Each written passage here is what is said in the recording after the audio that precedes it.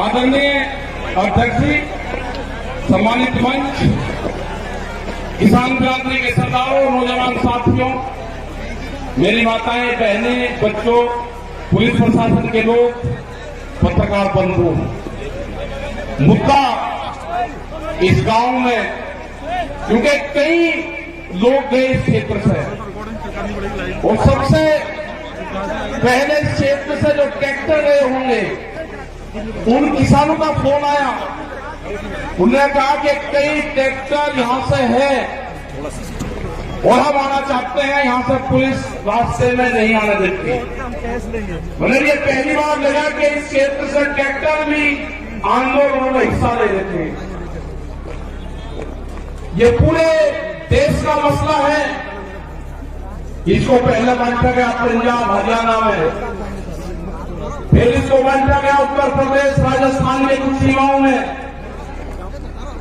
फिर इसे कहा कि ये तो सरकार का आंदोलन है, फिर कहा कि एक बिरादरी का आंदोलन है। 8-10 टुकड़ों में इस आंदोलन को बांटने की कोशिश करेंगे। ये नहीं कहा कि आंदोलन किस मुद्दे पे है। सरकार से 12 बार बातचीत हुई, 12 दौर की वार्ता। हमने कहा कि जो 3 काले कानून हैं इनको वापसी ले लो। किसानों से आपने नहीं पूछा। गोदाम, बड़े बड़े गोदाम पहले बन गए और कानून बाद में बने हैं देश में, इसलिए व्यापारियों के कहने से उनके हितों का साधने के लिए कानून बने हैं। हमने कहा कि एमएसपी में कानून नहीं है। आज भी राजस्थान के बहुत लोग, जब हम भरतपुर से आ रहे थे, ट्रैक्टर ट्रॉलियों में अपने परिवार के साथ माफी के क्षेत्र के लोग जा रहे थे, जाते हुए हमने उनको रोका। उन्होंने कहा कि बाजरा है हमारे पास में, गेहूं है, हम इसको मंडी में बेचने जा रहे हैं। इनसे पूछा कि बाजरे का एमएसपी का रेट क्या है जो भारत सरकार ने तय करा। उन्होंने कहा कि हमको नहीं पता क्या रेट है। मतलब आज भी देश में ये हालात है कि किसान को सरकारी रेट का नहीं पता। मंडियों में उसकी बोली लगती है। जो किसान अपने घर से अनाज लेकर चला गया, व्यापारी उसकी बोली लगाएगा, उसको उसकी कीमत का नहीं पता कि क्या मिलेगा। बाजरे का 2100 रुपए का भाव है। हमने कहा कि आपको कहना कि जो सरकारी रेट है उससे कम पे मैं खरीद नहीं करूंगा, आप वहीं पे बैठ जाना। वो 1100 से 1200 रुपए में बाजरे को बेच पाएगा किसान, 1400 और 1500 रुपए में गेहूं को बेच पाएगा। जब उसकी फसल 1 महीने बाद में उसकी फसल आ जाएगी, उसके घर में अनाज रखा है, उसको बेचने गया है। लड़ाई यही है। लड़ाई किसी जाति की नहीं है। लड़ाई है कि एमएसपी पे कानून बने। मिनिमम सपोर्ट प्राइस जो है 1975 रुपए से कम पे गेहूं का भाव नामित हो। वो चाहे सरकार खरीदे या कोई व्यापारी खरीदे, उसके कम पे खरीदना हो। 2100 रुपए के आसपास का बाजरे का रेट है। बाजरा उसके कम पे खरीदना हो। मक्का 1700-1800 रुपए का रेट है, उससे कम पे खरीदना हो। धान 1800 रुपए से कम पे खरीदना हो। ये है कानून। इसके लिए लड़ाई वहां पर चल रही है। 100 दिन के आसपास लोग आ रहे हैं। सरकार तैयार नहीं है। सरकार ने कहा कि किसान की जब फसल की कटाई होगी, किसान अपने खेत में आ जाएगा, आंदोलन अपने आप खत्म हो जाएगा। उसके एक ही जबान से किसान अपनी फसल उड़ानी शुरू कर दी। उसने कहा कि आंदोलन करेंगे हम, अगर फसल हमारे बीच में आएगी उस फसल को उजाड़ देंगे। आपने हरियाणा, पंजाब, उत्तर प्रदेश, राजस्थान की जगह में बहुत किसानों ने उजाड़ी फसल। हमने कहा कि फसल को बर्बाद न करो, ये आंदोलन भी चलेगा, ये फसल भी किसान काटेगा। ये आंदोलन कितना लंबा चलेगा ये तो नहीं कह सकते, लेकिन जो 40 लोग हैं, जो कमेटी के लोग हैं 40, उनके पीछे पंचायतें हैं, उनके पीछे सरपंचों का हाथ है, उसके पीछे पूरे हिंदुस्तान के किसान ने आस्था जताई है कि दिल्ली में चलने वाला धरना मेरे फसलों के रेट तय करेगा। ये लड़ाई बड़े पूंजीपति से है, सरकार उनकी सपोर्ट में है। ये लड़ाई वही है जो जमींदारों के खिलाफ होती थी। ये लड़ाई वही है जो राजाओं के खिलाफ होती थी। वो लड़ाई भी अनाज की लड़ाई थी, ये लड़ाई भी अनाज के रेट की लड़ाई है। मैं नौजवान साथियों को अपने, जिसने इस पूरे देश के आंदोलन की कमान नौजवानों ने संभाली है। अब की बात ये बहुत कम देखने को मिलता है कि नौजवान किसी के क्षेत्र में आंदोलन की कमान अपने हाथ में संभाली हो, तो वो आंदोलन कभी फेल नहीं हो सकता। वो आंदोलन फेल नहीं होगा कभी भी, क्योंकि जिस तरह से शाहजहांपुर और पूरे दिल्ली के क्षेत्र में यहां का नौजवान निकला है, उसने जाति धर्म सब चीज को भुला के, वोट को भुला के, कि कौन किस क्षेत्र का है, मेरी वहां पे आपस में क्या लड़ाई क्या टकरार है, सब कुछ चीज को भुला के उसने दिल्ली के आंदोलन में शरीक हुआ। जिस तरह से यहां पर लोग इकट्ठा कर रहे हैं पैसा, सरकार कहती है कि धन कहां से आ रहा।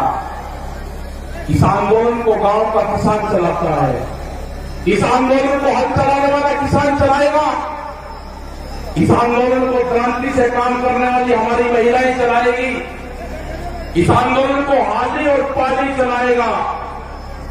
यह आंदोलन क्रांति का आंदोलन है, यह आंदोलन फेल नहीं होगा। एग्रीकल्चर जो कृषि में काम आने औजार वाले जो है, इस आंदोलन को वही लोग चलाएंगे जो अपने खेतों में हाथ से काम करते हैं। कोई नहीं गया घर वहां से।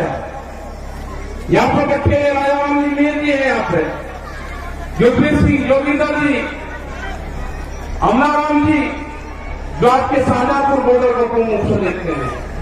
आप 200-200 किलोमीटर से यहां से जाते हो आप, और दिल्ली को ऑफ नहीं अभी।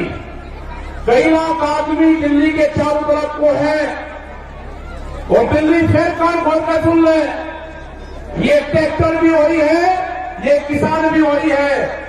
आप ज्यादा तानाशाही दिखाओगे, ये किसान अब की बार में ज्यादा तादाद में दिल्ली में जाएगा, ज्यादा तादाद में किसान जाएगा। यहां की फसल कट जाएगी हमारी 1 महीने में। ये कह रहे हैं कि किसान ट्रैक्टर से नहीं आएगा दिल्ली, ये किसान दिल्ली ट्रैक्टर से ही आएगा। जब इसको दिल्ली कोच करेंगे, ये किसान अपना ताम झाम लेकर आएगा। हर क्रांति होगी देश में, खेत में चलने वाला हर औजार वो साथ लेकर आएगा। जब जब भी बड़ी बड़ी लड़ाइयां हुई, उसमें साथ लेकर चला है। वो जानते हैं ये कौन सा क्षेत्र है, ये बेहद क्रांतिकारियों का क्षेत्र राजस्थान। बड़ी बड़ी लड़ाइयां यहां पर लड़ी गई, ये किसान पीछे नहीं हटेगा। जो मेरा नौजवान साथी है वो पीछे नहीं हटेगा। अपने खेत की मिट्टी को जब दिवाली होली अब आएगी, दुल्हन आएगी, रंग नहीं लगाना आपकी बार।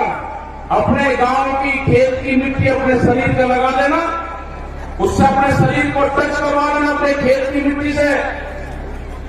जब आप दिल्ली लड़ने जाओगे अब की बार, अपने खेत की मिट्टी अपने साथ लेके जाना। हो सकता है कि वहां से आपका गांव आपके याद आए। जब मिट्टी आपके साथ में रहेगी तो गांव याद नहीं आएगा आपके। अपने खेत की मिट्टी अपने पूजा स्थान में रखो।